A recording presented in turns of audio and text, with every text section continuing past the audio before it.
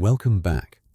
Tonight we're stepping inside a medieval castle, not for the feasts or the battles, but for something nobody talks about. What it actually felt like to be a knight when the fire burned low and the hall went dark and you had to sleep on a cold stone floor with a sword beside you and 20 other men around you. If you're new here, hit subscribe. This channel is built for nights exactly like this one. And before we begin, drop a comment telling me where in the world you're watching from and what time it is. Get comfortable. Pull the covers up. Let's begin. The fire in the great hall is dying. The feast is over. The trenches have been cleared. The dogs have eaten what fell to the rushes. And the minstrel who played through supper has long since packed away his instrument and found a corner to sleep in. The candles on the high table gutter one by one. Shadows climb the walls. You are a knight in a medieval castle, and the night is beginning. Before you imagine the romance of that, the gleaming armor, the noble quest, the courtly love, let me tell you what the next 8 hours are actually going to feel like. Because sleeping as a knight in a medieval castle was not what the stories told you. It was not peaceful. It was not comfortable. It was not private. And it was not safe from cold in the way that stone walls might lead you to believe. But it was something else. It was extraordinary in its detail, its ritual, its community of shared endurance. And tonight, you are going to live it. You will follow the knight's night from the moment the hall empties to the moment the bell rings for dawn. You will feel the stone beneath your feet, the weight of wool on your body, the particular quality of medieval darkness that no modern eye has ever truly seen. You will learn what a knight feared in the night, what he prayed for, what he dreamed about, and what he did in the long, wakeful hour between his first sleep and his second. You will understand by the end of this why the medieval knight approached sleep not as a luxury, but as a discipline, one more arena in which the virtues he had been trained to embody were tested and either proved or failed. Make yourself comfortable now. Pull your covers a little tighter. The great hall is almost dark. Your night is about to begin. You are still in the great hall, and the warmth you have been hoarding for the past 2 hours is about to abandon you. Feel it for a moment. The particular warmth of a room that has held 100 bodies and a roaring fire for the length of a feast. The air is thick with it, layered with the smell of roasted meat and spilled ale and tallow smoke and wet wool drying near the hearth. It is not a clean warmth. It is a medieval warmth, dense and smoky, and alive with the evidence of human activity. But it is warm. And in a castle in January, warm is the most valuable thing the world contains. Now watch it end. The Lord has risen from the high table, that single gesture. A man standing, pushing back his chair, and the entire room begins to shift. Conversation lies in sections, like a fire going out from the edges inward. Servants move quickly, lifting the trestle boards from their supports, stacking the planks against the walls to clear sleeping space on the floor. The dogs that were fighting under the tables settle into corners. The fire, no longer fed, drops from a roar to a conversation, to a murmur. You are a household knight, a knight who lives in the Lord's castle, eats at his table, sleeps under his roof, and owes him military service in return for that provision.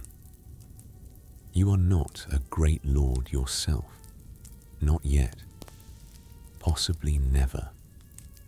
You are one of several such knights in this household, men of middling rank and genuine training, bound by oath to the man who just left the hall. And where he goes, you do not follow. Not tonight. The Lord retires to his private chambers in the tower, attended by his body servants, his door locked against the world. You remain here, in the hall, because this is where household knights sleep, not in private rooms, not in curtained beds with warming pans and fur coverlets, here, on the floor of the great hall, with the fire dying and the cold beginning its slow advance from the stone walls, and you must now decide quickly where to position yourself for the night. You move toward the hearth. Everyone moves toward the hearth. The hierarchy of the hall reasserts itself even in sleep, with the most senior men claiming the warmest spots nearest the fire, and the younger, newer knights settling for positions progressively further from the heat. You are somewhere in the middle, near enough to feel the faint pulse of the coals, far enough that the man who was here before you has already claimed the better ground. You unfold your cloak. You fold it twice for thickness. You lay it on the rushes and sit down on it, facing the fire. The hall is almost quiet now, just the settling sounds of a large stone building, releasing the day. The night has begun. Before you lie down, take a moment to notice what you are sitting on. The rushes beneath your cloak are the castle's floor covering, dried marsh grass, cut in summer and laid thick across the stone. They have been here for some weeks, which means they have passed through their first phase of usefulness and entered their second, less appealing phase. Fresh rushes smell of the outdoors, faintly green, faintly sweet. These smell of everything that has happened in this hall since they were laid. Run your hand through them and you will find, if you look, evidence of the feast just past. A fragment of bread, a small bone the dogs somehow missed, a dark stain where ale was spilled 3 weeks ago and dried into the straw. Somewhere in the layers beneath you, mice are already awake and active. You can hear the faint scratch of them if the hall is quiet enough, which it nearly is now. This is not described to disgust you. It is described because this is simply the floor of the medieval world, and you are about to spend the night in direct contact with it. Medieval people did not find this remarkable. The rushes were changed regularly enough that they were considered clean by the standards of a world that had no other option. The herbs mixed into them, lavender, meadow sweet, sometimes rosemary, were not decoration. They were air freshener and insect repellent combined, doing what they could against the accumulated weight of daily life. Beneath the rushes, the stone floor is doing what stone floors do in January, which is radiating cold upward with patient, absolute efficiency. The rushes slow this somewhat. Your folded cloak slows it further, but nothing stops it entirely. You have perhaps 2 hours before the cold from the floor begins to penetrate through your layers and make itself known to your hips and shoulders. 2 hours is enough. The fire will need attention before then anyway. You pull your cloak tighter and look toward the coals. You are not sleeping in your armor. This is worth saying. because the image of the knight in full plate mail is so dominant that it can crowd out the human being wearing it. The armor is in the armory, or in your assigned chamber if you have one, or stacked against the wall under the supervision of your squire if you have a squire. Either way, it is not on your body tonight. What you are wearing is your arming clothes, the garments you wore beneath the armor during the day, a linen undertunic, long enough to reach mid-thigh. Over that, a padded gambeson, the quilted jacket of thick linen stuffed with wool or horsehair that sits between your body and the steel and takes the impact of blows that the armor deflects. On your legs, wool hose. On your feet, leather shoes or boots that have been on since early morning and will be on again before dawn.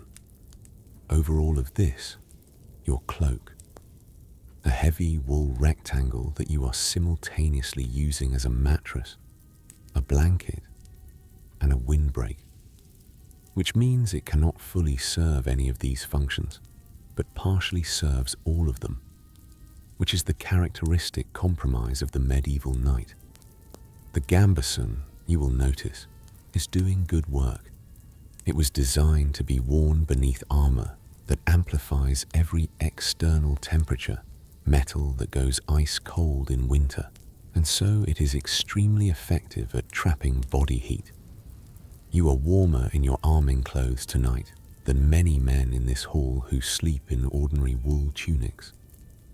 This is one of the small, unglamorous advantages of being a knight that the stories never mention. Your sword is beside you, not because you expect to use it. The castle is locked and guarded, and you are in no danger tonight. But a knight does not put his sword somewhere else. His sword sleeps where he sleeps. This is habit. It is training. And it is the physical expression of an identity that does not switch off when the day ends. You run your thumb along the pommel in the dark, the familiar weight of the grip, and then you lay it along your side where your hand can find it without thinking. Then you close your eyes. Within the first half hour, you become aware of the cold. Not suddenly, not dramatically. Gradually, the way cold always works in a stone building. Patient, incremental, finding the gaps. The gap between your collar and your neck. The gap where your cloak has ridden up from the floor. The gap at the small of your back where the rushes have compressed and the stone is now only an inch below you. The walls of this hall are 3 feet thick. That thickness is pure defense logic. 3 feet of stone stops a battering ram, resists fire, supports the weight of the floors above. What 3 feet of stone also does, in January, is store cold from the outside world and release it slowly, steadily, throughout the night. The temperature of a medieval stone wall in winter does not change quickly. It has been cold since November, and it will not be warm again until May. Every surface in this room has been cooling since October. The fire in the central hearth is doing what it can. Even now, banked and reduced to coals, it pushes back the darkness with a pulse of deep orange heat that you can feel on your face if you are close enough. The men nearest the hearth are warm, or warmer, which in this context means the same thing. The men at the edges of the hall, the youngest knights and the servants who have no particular claim on the warm ground, are already curling tighter into themselves, pulling their cloaks around their ears, pressing their knees toward their chests. You are familiar with this cold. You have slept in this hall through several winters, and you know its rhythms. You know that the coldest point of the night comes just before dawn, when the fire is at its lowest and the stone has given up all the warmth it was going to give. You know that if you wake in the night to tend the fire, and someone always does, the walk back to your sleeping place will feel like stepping into a different world compared to the relative warmth of your cloak cocoon. You know all of this, and it does not particularly trouble you. You are a knight. Cold is not the worst thing the world contains. Cold is Tuesday.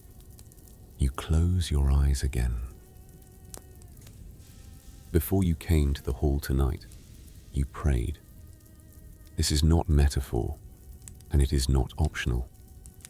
In the world you live in, the night prayer, Compline, the last of the canonical hours, is as much a part of the evening structure as supper or the removal of your armor. You said it in the chapel, if the castle has a resident chaplain, and if the hour was kept. Or you said it kneeling beside your assigned space in the hall. Or you said it in the abbreviated form that busy men have always used when the full form feels beyond them tonight. A Pater Noster, an Ave Maria, a crossing of yourself and a commendation of your soul to God. The theology of this is specific and worth understanding because it shapes the night you are about to have. Sleep, in the medieval Christian understanding, is a temporary surrender of consciousness, a small rehearsal of death in which the rational soul partly withdraws from the body and the body becomes temporarily vulnerable in a way that waking life is not. The soul in this state is exposed, not unprotected. God protects the sleeping soul, but exposed in a way that requires acknowledgement. The prayer before sleep is that acknowledgement. You are not merely lying down to rest. You are commending yourself to the care of something larger than yourself, admitting that the next 8 hours are not within your control, asking for the protection that you cannot provide for yourself. This is not superstition in the medieval understanding. It is accurate theology. The night is genuinely dangerous, not primarily from physical threat, but from spiritual ones. Demons move most freely in darkness, the theologians agree. The sleeping mind is more permeable to their influence than the waking one. The prayer before sleep is the armor you put on after you take off the steel. You said it well tonight, or well enough. You are tired, and the words came faster than their meaning. But you have said them so many times that they carry weight even when the mind is elsewhere. You are, for tonight, as protected as prayer can make you. The darkness presses in. You sleep. The first sleep comes quickly. This surprises modern people when they learn about it, but the medieval body, without artificial light to tell it otherwise, responds to darkness with immediate and genuine sleepiness. The sun has been down for hours. The hall has been growing darker and quieter since before supper ended. Your body has been preparing for this for the length of the feast, releasing the hormone that tips the waking mind towards sleep. And now that you are horizontal and the fire is low, and there is nothing left to do, it simply arrives. Not gradually, not as a slow dimming of consciousness, more like a door closing. One moment you are aware of the fire, the sounds of men around you settling, the particular smell of the hall, smoke, and rushes and wool and the lingering ghost of the evening meal. And then you are not aware of anything at all. The first sleep is the deepest sleep. This is biology rather than poetry. The body, in the first hours of sleep, moves into its most restorative phase, the slow wave sleep in which muscles repair the immune system works. The events of the day are processed and filed. You are not dreaming yet, not in the vivid way. You are simply gone, as completely absent from the waking world as it is possible to be while still alive. Around you, the hall settles into its own collective sleep. The sounds change, the small sounds of waking people, the shift of weight, the murmur of conversation, the occasional cough, give way to the deeper, less self-conscious sounds of sleeping ones, breathing in various rhythms, the occasional snore from the man to your left who has always snored and who everyone has long since accepted, the faint pop of the fire coals. The castle breathes. You are somewhere beneath all of this, in the dark place where the sleeping mind goes. The first sleep holds you for 3 hours, perhaps 4. Long enough that when you surface, the fire will have dropped to its lowest and the cold will have taken another step forward and the night will be at its darkest. But you are not there yet. Rest now.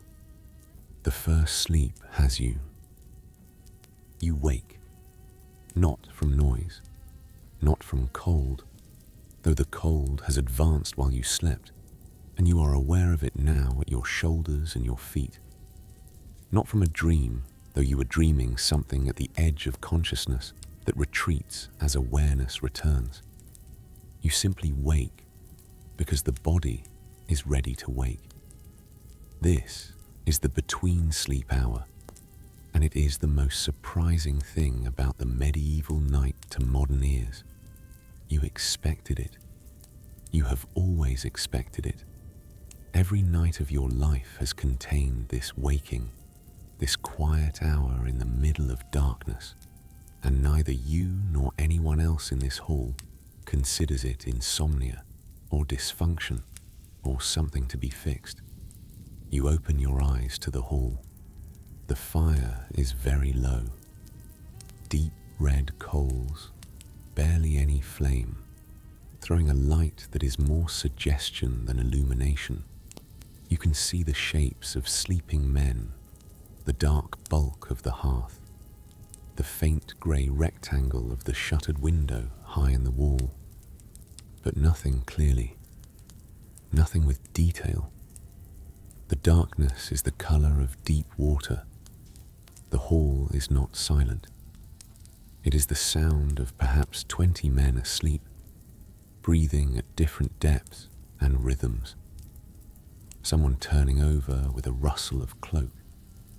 Someone else murmuring something in a dream. The dogs have settled. Somewhere near the far wall, a mouse is working in the rushes with absolute confidence. You lie still for a moment, neither asleep nor fully awake. This is the state that medieval medical writers described as particularly receptive. The mind loosened from the day's concerns, the body rested but not yet demanding the second sleep. The thoughts that come now are different from the thoughts of daytime. They move more freely, make connections the waking mind resists, circle back to things you had considered finished. You think about the training session yesterday and the thing your instructor said about your guard position. You think about the letter from your family that arrived last week. You think about nothing in particular for a while, which is its own kind of thinking. Someone near the hearth stirs, the fire tender, waking to his duty. You watch him add wood to the coals without getting up yourself, and you say, very quietly, a prayer for the dead, your father, gone 3 winters now, your older brother taken by fever on campaign.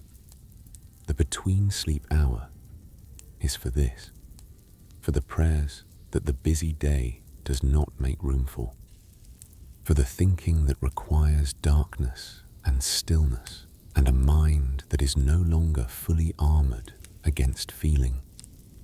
The fire catches. The hall brightens slightly. You pull your cloak tighter and close your eyes. The second sleep is coming. The man who just fed the fire is not a knight. He is a servant, a hall boy, perhaps 15 years old, whose specific duty tonight is to wake in the dead of the night and tend the hearth before the coals die entirely. He has been doing this since he was old enough to be trusted with it. He sleeps differently from you, more lightly, more frequently, his body calibrated to the fire's rhythm rather than its own. Watch him for a moment as he works, because he is the reason you will survive the night. He kneels at the hearth with the efficient economy of someone performing a familiar task in the dark. He does not need to see clearly. He knows where the wood is stacked, knows how to read the coals by their color alone, knows exactly how much to add and how to arrange it so the fire catches without flaring. Too little, and the hall drops to dangerous cold. Too much, and the fire burns too fast, consuming the night's supply before dawn. The correct amount is a judgment. His hands have made 1,000 times. The wood catches. The light in the hall increases from barely there to definite. The shadows retreating slightly. The shapes of sleeping men becoming clearer. He pokes the arrangement once, settles it, and then sits back on his heels and looks at the fire for a moment in the way that people have always looked at fires. The gaze that is not quite seeing, not quite thinking, just resting in the light. You have never learned his name. This is not cruelty. It is simply how the world is arranged. He sleeps in this hall as you sleep in this hall, on the same floor, under the same roof, but your worlds barely overlap even in daylight. He serves the castle. You defend it. The castle requires both. He goes back to his pallet near the hearth, the warmest spot in the room and the one he has earned through his duty. The fire speaks in its low voice. You are already halfway back into the second sleep. The second sleep is not like the first. Where the first sleep was deep and dark and dreamless, or nearly so, the second sleep is close to the surface. Your mind, rested from the first phase, enters the territory where dreams live. This is the sleep that medieval people paid attention to. This is the sleep that the medical writers and the theologians wrote about when they wrote about dreams.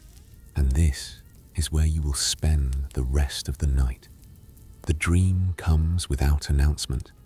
You are on horseback, not in this castle, not in winter, somewhere else, somewhere with warmth and open sky. And the horse beneath you is moving at a collected canter, and you know, in the way you know things in dreams, that you are heading somewhere important. The lance is in your hand.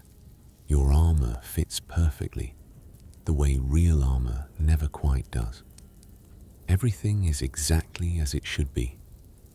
Medieval dreamers took this kind of dream seriously, not as entertainment, as information.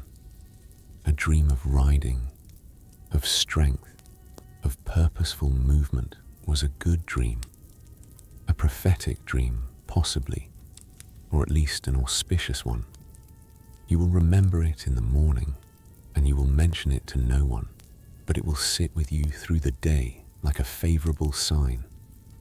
The medical theory of your world holds that the second sleep, coming as it does after the body has completed its deepest restorative work, is the phase most receptive to divine communication. The soul, in this lighter sleep, is nearer to the surface, nearer, therefore, to the realm where God and his angels move. A dream in the second sleep is more reliable than a dream in the first, more likely to mean something. You do not fully believe this.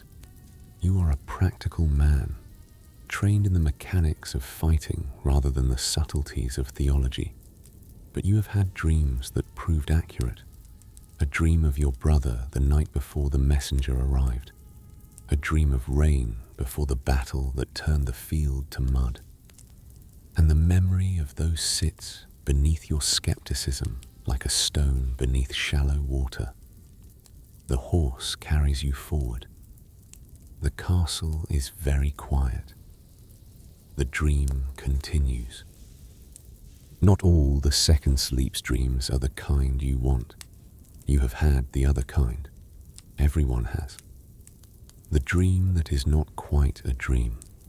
The feeling of waking into the dark of the hall, but finding the dark changed, thicker, inhabited by something that cannot be seen, but can be felt.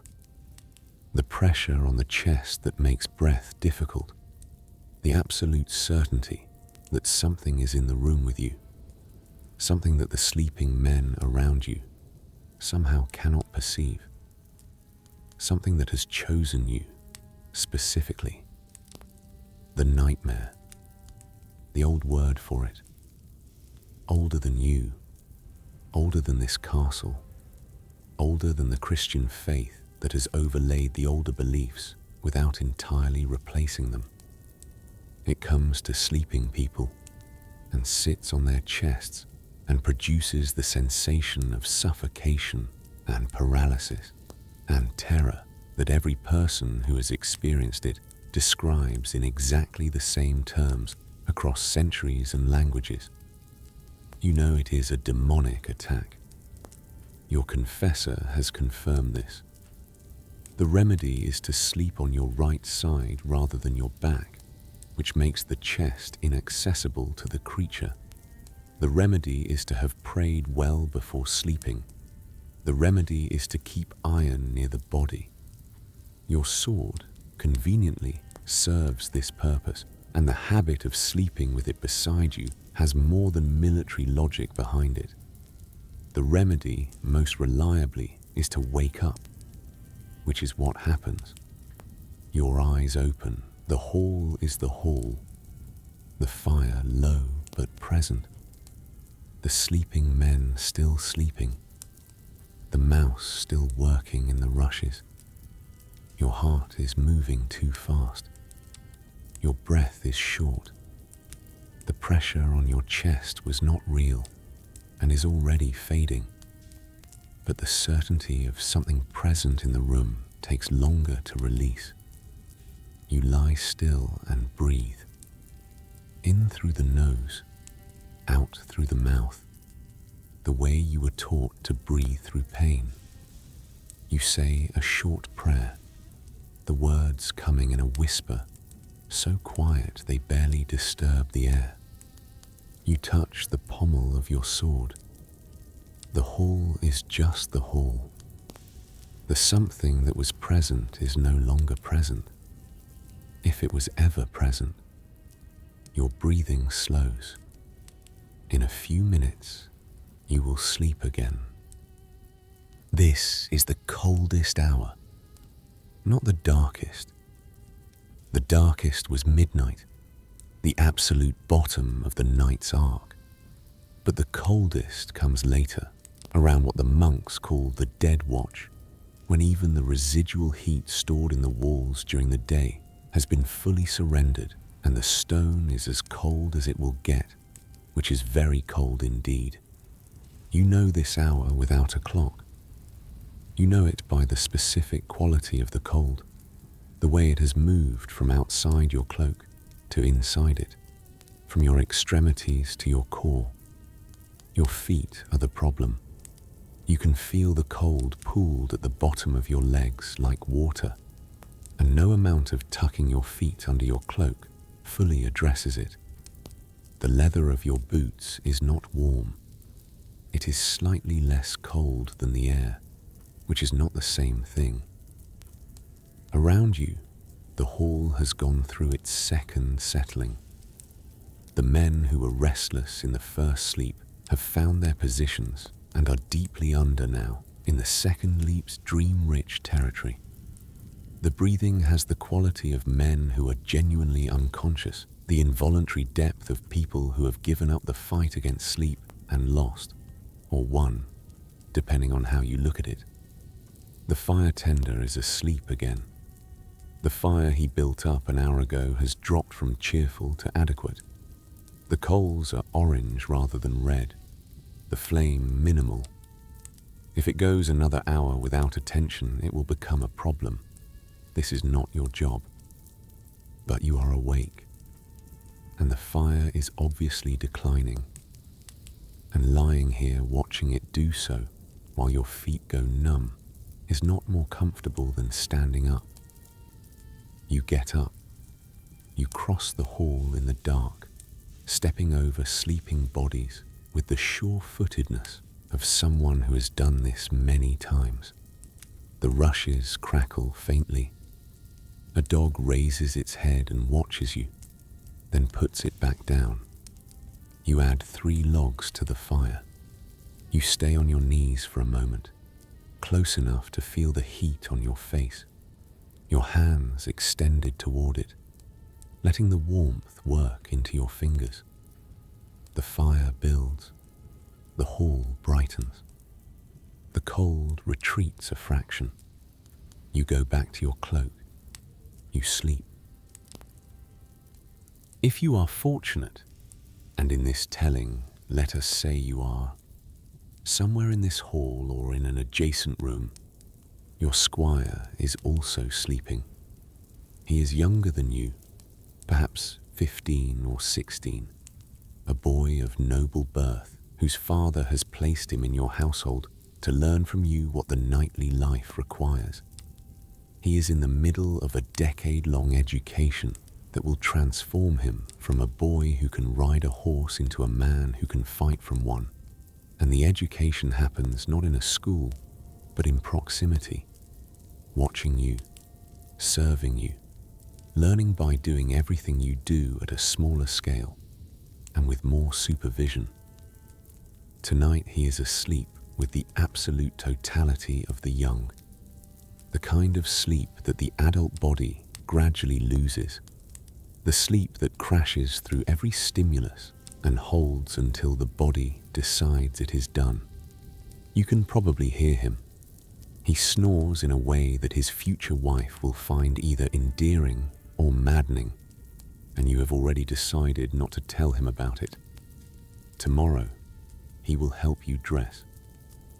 He will bring your arming clothes in the right order, help you into the gambeson, hand you the pieces of armor in the sequence that allows them to be put on without removing what came before.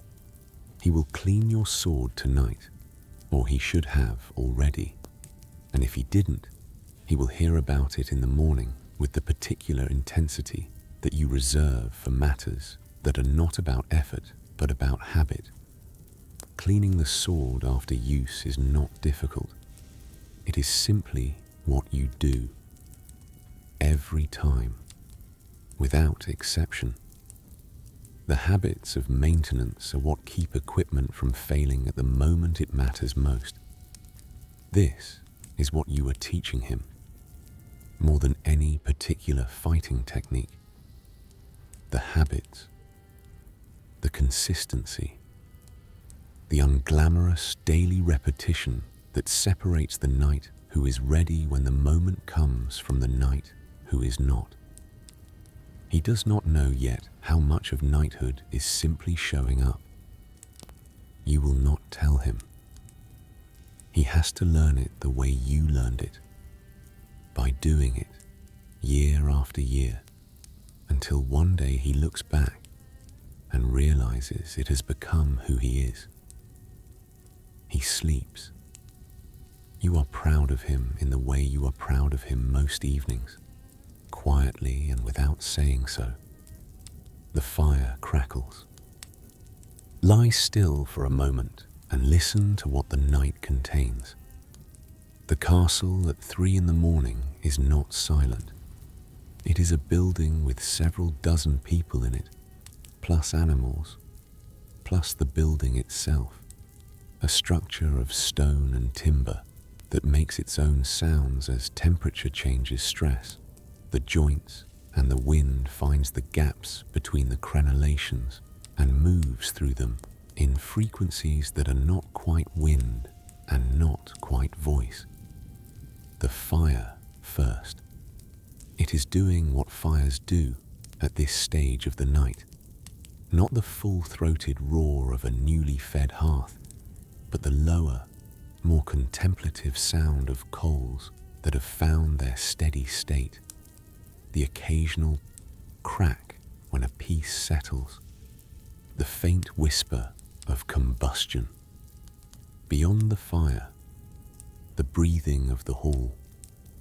20 men at various depths of sleep produce a sound that is almost rhythmic if you listen long enough. Not synchronized, but overlapping, creating a texture of sound that is somehow more reassuring than silence would be. Somewhere above you, the night watchman is making his round of the battlements. You cannot hear his footsteps. The walls between here and there are 3 feet of solid stone, but you know he is there. You know the watch schedule because you have stood it yourself many times. The winter watch is the hardest.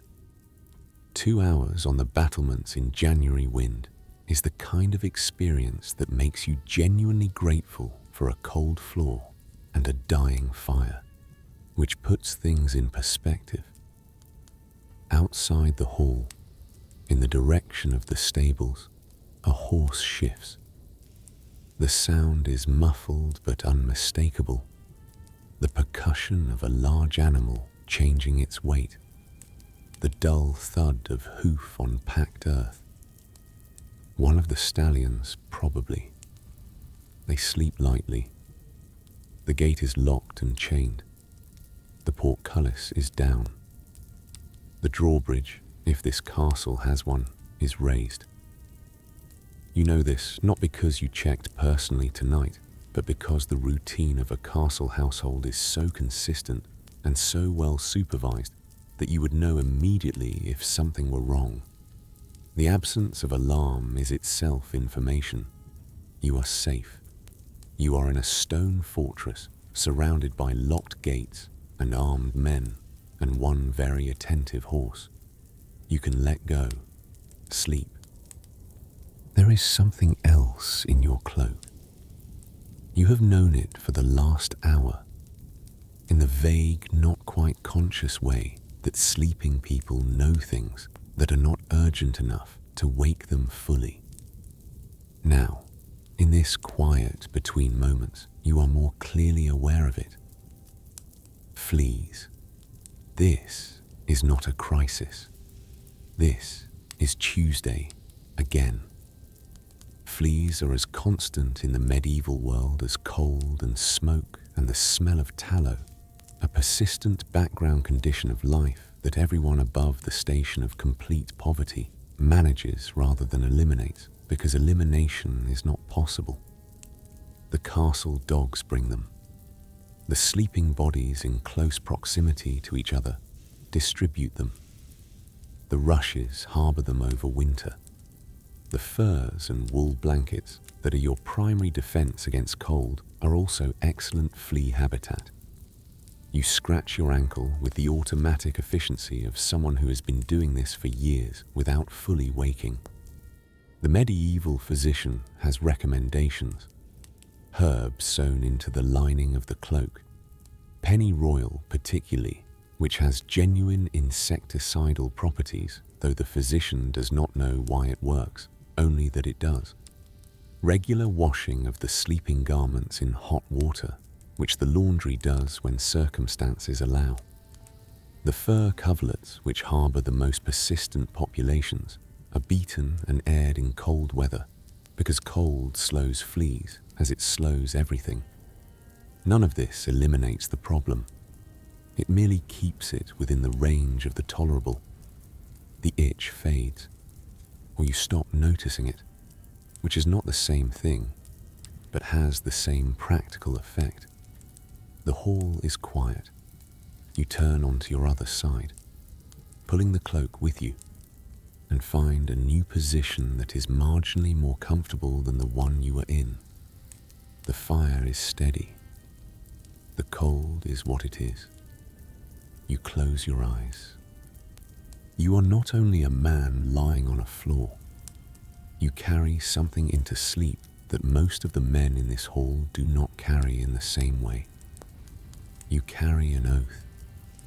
The oath you swore when you received your knighthood.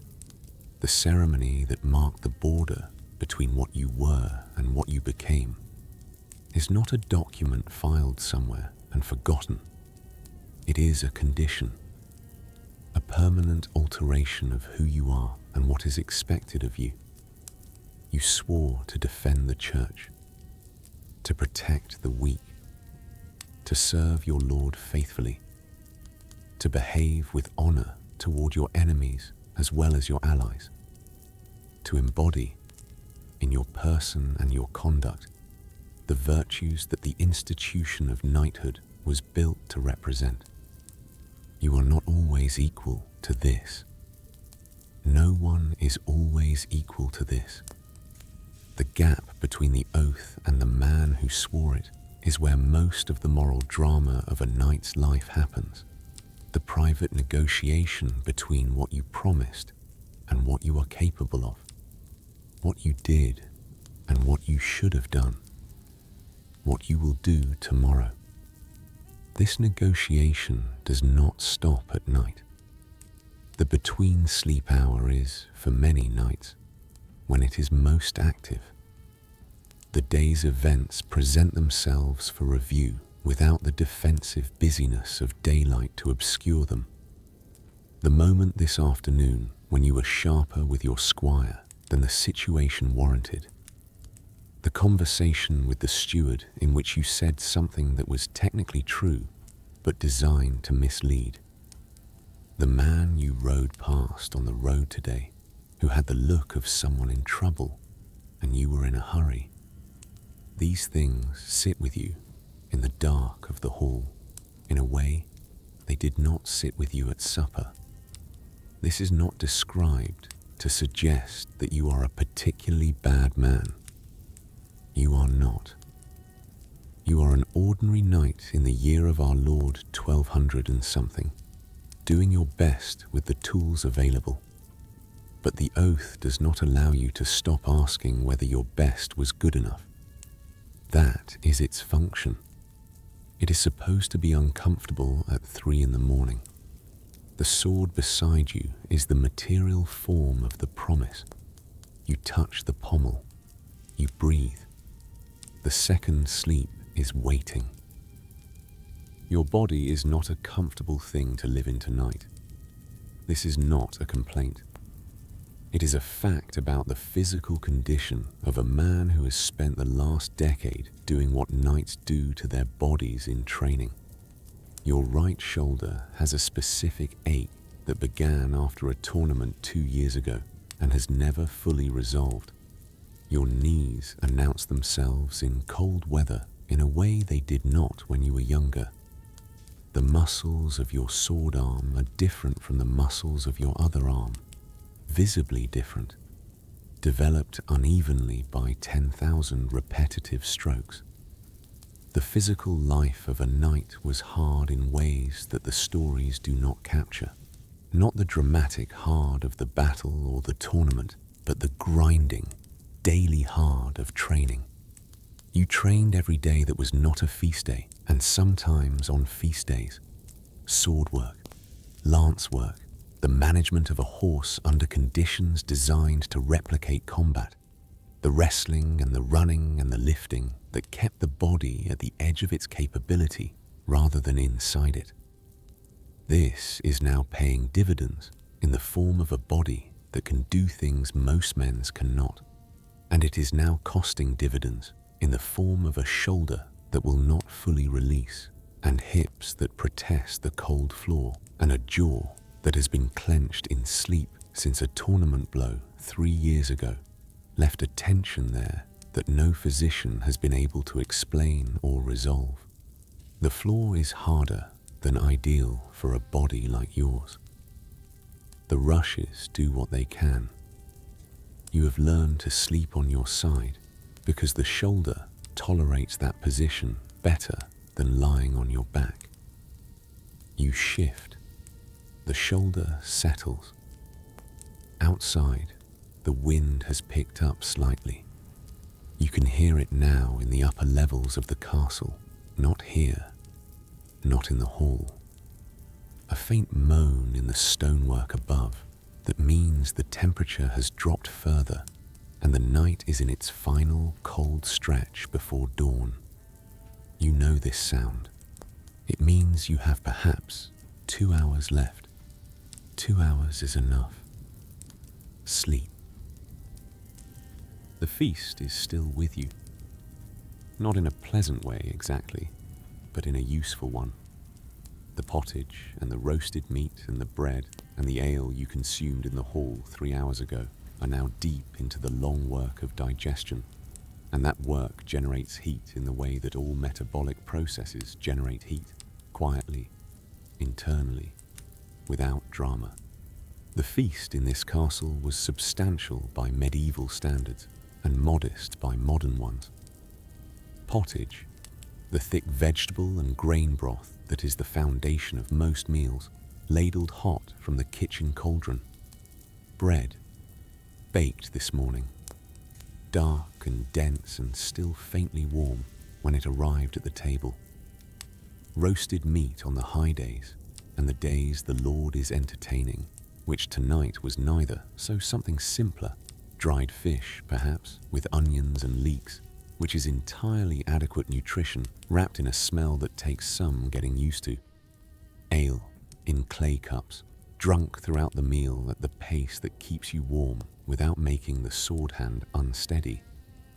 The medical wisdom of your time holds that a large meal before sleep produces bad dreams, impedes digestion, and disrupts the body's natural cooling during sleep. The medical wisdom is not wrong about the dreams. You have noticed that the nights after feast days produce more vivid and sometimes more troubling dreams than ordinary nights. But the heat is worth it. The internal warmth of a properly fed body is the one thing in the medieval arsenal against cold that actually reliably works. The fire warms the air around you. The cloak traps the air. The gambeson holds the body's own heat against you. But the food is the furnace itself, the engine that produces the heat. Everything else is trying to preserve. You ate well tonight, which means tonight is going to be manageable. You feel the warmth pooled in your abdomen, reliable and steady, doing its slow work. The cold is outside that warmth. It is trying to find a way in. Tonight, it is losing. Somewhere, a bell. Distant, a single deep stroke. Then silence. Then 3 more strokes, measured, deliberate. The church bell in the castle's chapel, or if there is no chapel, the sound travelling from the monastery or parish church in the valley below, carrying through the winter air with the clarity that cold gives to sound. Lords, the dawn office, the prayer that greets the returning light. The light is not here yet. The hall is dark. The fire has dropped again. the grey before dawn not yet distinguishable from the black of deep night. But the bell knows what it knows. Dawn is coming. The night is turning. The long, cold arc has passed its lowest point. You do not get up. Lord's is for monks and the castle chaplain, not for you. Your obligation is matins, when you can manage it, and mass in the morning before the day's work begins, and the occasional evening office when duty does not interfere. The night's relationship with the canonical hours is respectful but practical. You honor the structure of the church's day while acknowledging that the castle's requirements do not always align with it. But you hear the bell. You register it.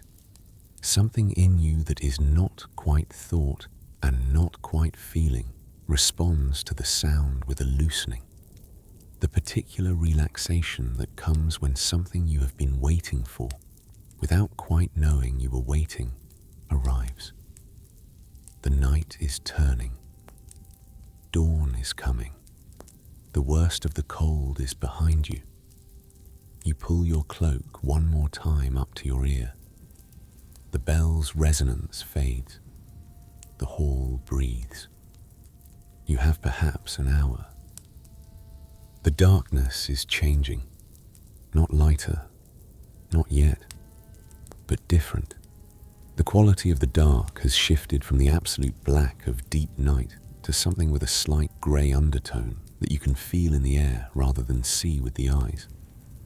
The stone walls, which have been radiating cold since before midnight, are now at their limit.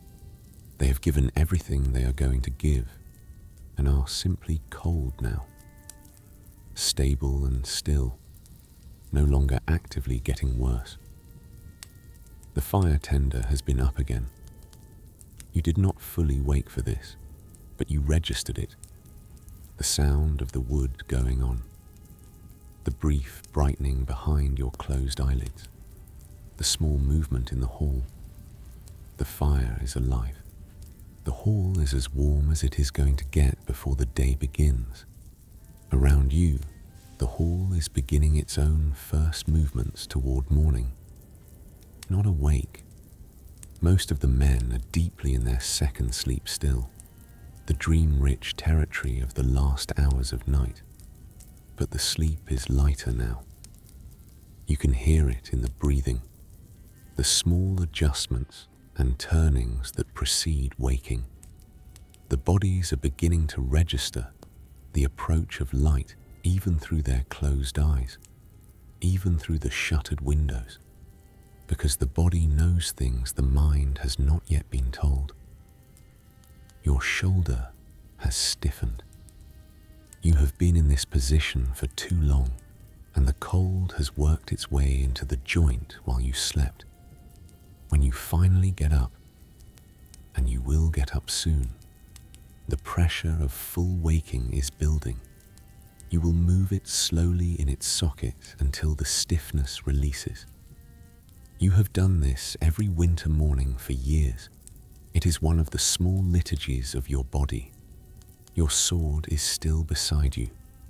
Your right hand finds the grip automatically, the way it finds it in practice, and you hold it for a moment without drawing it, just the familiar weight of the pommel in your palm.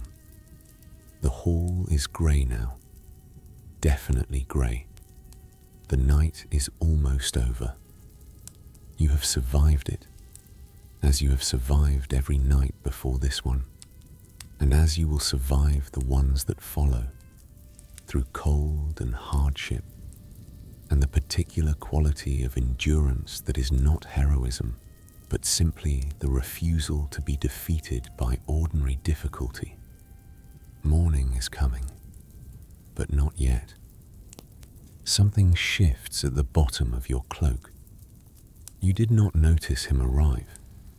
You were somewhere between the second sleep and full wakefulness, but at some point in the last hour, One of the hall's dogs has decided that you are the most suitable heat source available and has arranged himself against the back of your legs with the proprietary confidence of an animal that has never once been told it was doing something wrong.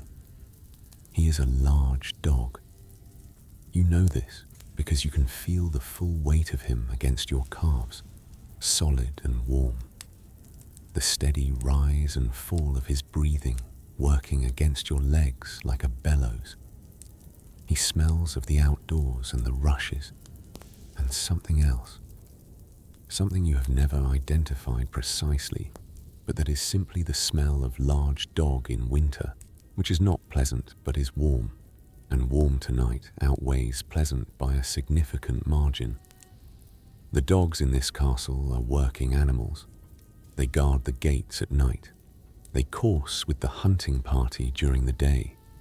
They eat what falls from the tables and sleep where they choose and are valued for what they do, rather than pampered for what they are. The Lord's hunting hounds occupy a privileged position in the household hierarchy, more privileged than some of the servants, frankly, though you would not say this where the servants could hear it. But at night, in the hall, the distinction between hunting hound and sleeping knight becomes somewhat academic. You are both warm-blooded creatures trying to get through a cold night in a stone building, and you have arrived at a mutually beneficial arrangement without any words being exchanged. His breathing is slow and completely unconscious. The sleep of an animal that does not lie awake reviewing its choices. There is something in the quality of that breathing, the absolute, uncomplicated surrender of an animal that has eaten and is warm and sees no reason to be anywhere other than exactly where it is, that you find, if you are honest, slightly enviable. You do not move. The warmth at the back of your legs is too valuable to disturb. The dog sleeps. You sleep. In the deep still of the night, your body speaks. Not loudly, not in the dramatic way it speaks during training or in the moments after. A blow lands.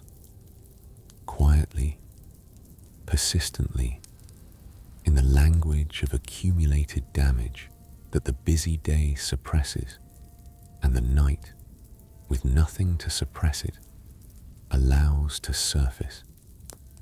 The shoulder first. You have already acknowledged it. The specific ache that occupies the joint like a tenant who has paid no rent since arriving after that tournament in the autumn 2 years ago. A man on a destrier hit your sword arm at the full extension of his lance, and the impact travelled through your grip into the shoulder socket in a way that your body has not entirely forgiven. The physician said it would resolve. Physicians say this about most things, which is their way of saying they do not know. Below that, your right hand. The sword grip has left its mark on your palm and fingers over a decade of daily use. A density of callus in specific locations that is so familiar you would feel its absence. But beneath the callus, in the joints of the middle and ring fingers, there is a stiffness in cold weather that you are managing rather than curing, the way you manage several things about your body that have become simply the conditions of being what you are. Your ribs on the left side. Bruised 3 weeks ago in a training session that went slightly further than it should have. They are healing. You know the difference between a bruise and something worse, but they remind you of their presence when you breathe deeply, and especially when you lie on the stone floor and the cold finds them. Medieval physicians would identify these complaints as imbalances of the humours. Too much cold, too much black bile, the body's vital heat disrupted by injury and winter. Their remedies: warm herb poultices, regulated diet, the avoidance of vigorous activity, are not entirely wrong in their outcomes, even if their theory is wide of the mark. You have your own remedy, the same one every knight has. You accept the aches as the cost of the work, and you continue the work, and you do not speak of the aches except when directly asked by the physician, whom you visit less often than you should. This is not stoicism in any philosophical sense. It is simply what the life requires. The shoulder settles, the ribs exhale, you sleep again. Right now, somewhere above you, a man is suffering. You cannot hear him. The walls between here and the battlements are 3 feet of solid masonry, and they absorb sound the way they absorb cold, completely, indifferently, without concern for what is happening on the other side. But you know he is there because you have been him many times, and the memory of it is specific and physical in a way that theoretical knowledge never is. The night watch on the battlements in January. The wind up there is a different wind from the wind that merely exists at ground level. It has acceleration and intention. It finds the gap between your collar and your neck and exploits it. It finds the eye holes in the visor if you are wearing it and does not care. It comes from the north with everything the north contains, the promise of more cold, the indifference of a world that does not notice whether any particular warm-blooded creature survives its passage. The man on the wall right now has been there for approximately 2 hours and has approximately 2 more hours before the next rotation. He is standing at the parapet, which means his body is mostly sheltered by the crenellations, except when he leans out to scan the approaches, which he does at regular intervals because that is his job, and doing your job is not optional on account of being cold. He can see very little. On a clear night with a good moon, there is enough light to see movement in the approaches. On a night like this, cloud cover, no moon, there is darkness and the shapes of trees at the edge of the cleared ground, and that is essentially all. He is listening as much as watching. The sound of the wind, which he knows, versus any sound that is not the wind, which he would know immediately. Nothing is happening. Nothing is going to happen tonight. But he does not know that, which is why he is there. You lie on your warm floor, under your cloak, with your dog against your legs, and you are grateful, with the specific, guilty gratitude of a man who has stood the watch and knows what it costs, that tonight it is not you. Tomorrow night it might be. For now, sleep. Somewhere in this castle, a candle is burning. In the small chapel, every castle of any standing has one, stone-floored and cold and smelling of incense that has been burned in it for decades and soaked into the walls. The sanctuary lamp burns through the night. A small flame, a thick candle, set before the altar and kept alive by the duty of the chaplain and the theology that makes its extinction unthinkable. It has burned every night of every year that this castle has stood. It will burn tonight. You cannot see it from here. The chapel is on the other side of the inner ward, behind a door, behind a wall, behind the dark. But you know it is there, in the way you know most permanent things, not by evidence in the present moment, but by the accumulated certainty of a world that has always contained it. The chaplain is awake. He has prayed matins in the deep of the night and returned to his small room beside the chapel, and he will rise again for lauds before dawn. And between these 2 obligations, he lies in his own cold and endures his own night with the particular equanimity of a man who has organized his life around the belief that what he is doing matters infinitely. Whether you share this belief is your own business. What you know is that the chaplain's wakefulness in the night is something the castle depends on in a way you depend on the fire tender and the man on the wall. A different kind of keeping watch, but keeping watch nonetheless. The candle flame in the chapel will move tonight with no one in the room to cause it to move. This is either a draft from the gap under the door or it is something else, and you have never inquired too closely into which. Some things are better held at the edge of certainty rather than examined directly. The night contains the chapel. The chapel contains the flame. The flame burns. You are held. In some sense, you do not have precise theological language for, in the fact of its burning. Sleep. The night brings things the day keeps away. Not dramatically, not in the form of nightmares. You have already had those tonight. And the nightmare is a different thing from this. This is quieter. It is the way the mind in the between-sleep hour, or the light surface of the second sleep, returns to things it has not finished with. You have been on campaign, more than once. The details vary, different roads, different weather, different opponents, but the experience of it has a consistent texture that your body remembers independently of whatever your conscious mind decides to remember or not remember. The cold of a field camp in autumn, which is a different cold from the cold of this hall, in a way that is hard to articulate, but immediately recognizable to anyone who has experienced both. The smell of horses and mud and cooking fires, the specific quality of tension in the hours before a battle, which is unlike any other tension you have felt in any other context. You have killed men. This is not a remarkable statement in the world you live in. It is simply a fact of the life you chose, or that was chosen for you by birth and training and circumstance. You do not think about it most of the time.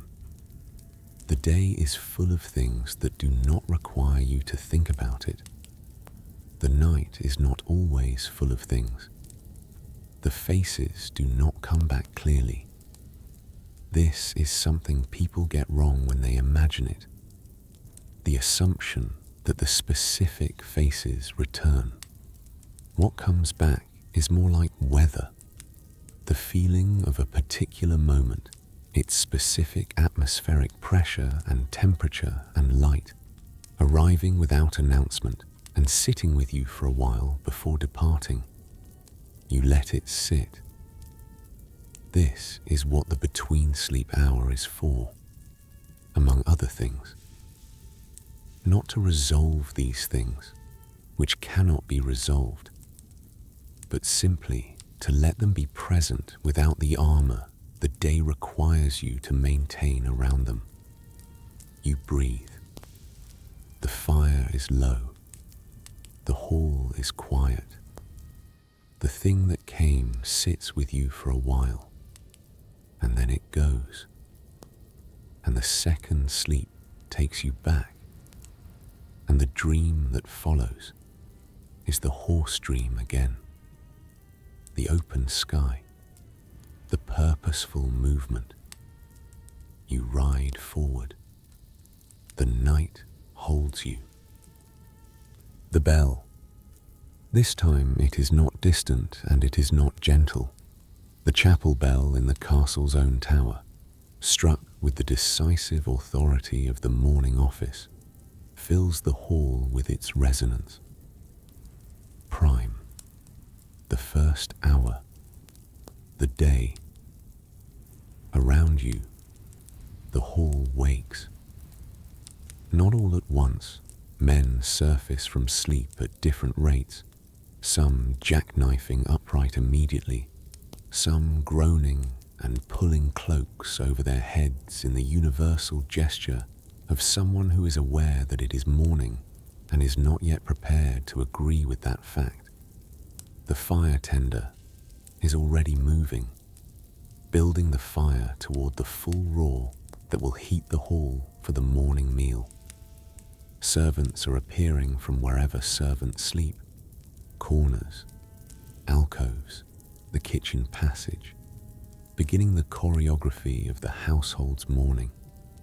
You sit up.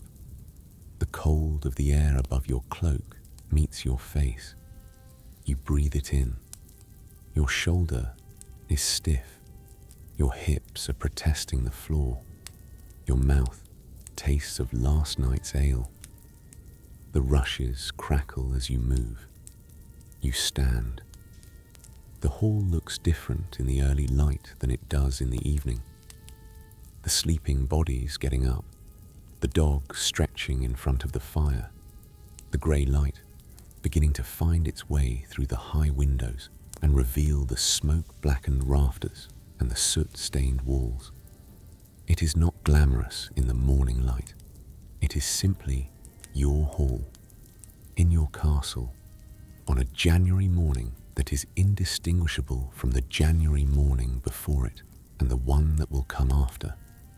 Your squire appears from somewhere with your arming clothes already sorted. Mass first, then breakfast, then training. The day is beginning. You made it through the night. Before the day takes you, and it will take you quickly, because the day is already organized and demanding, and does not wait while you think about what the night was. Take a moment. You spent the night on a stone floor under a wool cloak with a sword beside you and 20 other men around you, and the cold working patiently against everything you had to keep it out. You slept in 2 phases with a wakeful hour between them, and you tended the fire once and had a nightmare and listened to the castle breathe and prayed for your dead and thought about your failings in the particular clear-eyed way that 3 in the morning allows. This is what the night's night actually was. Not the thing the stories made it, not the clean heroism of a man who rests perfectly and rises ready for glory. Something smaller, more stubborn, more human than that. The training that made you a knight trained your body for combat. It trained your mind for tactics. It trained your character, in theory, for virtue. But nobody trained you for the cold floor and the flea and the nightmare and the shoulder that doesn't fully release in winter. Nobody trained you for the 3 in the morning, thought about the thing you should have done differently on the road today.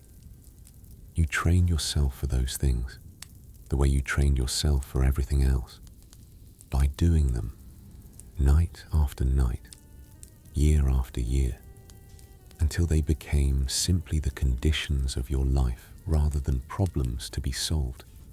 This is the kind of endurance that doesn't appear in songs. The songs are about the moment when the lance hits the shield and the unhorsed knight stands and draws his sword and refuses to yield. That moment is real and it matters. But it lasts seconds. The night on the floor lasts 8 hours, and it happens every night of your life. The unsung endurance is the larger part of the story. Now go. The day is waiting. But tonight, when the hall empties and the fire drops and the cold begins its advance again, you will know what to do. You always know what to do. You lie down. You close your eyes. You let the night do what nights do, and you sleep.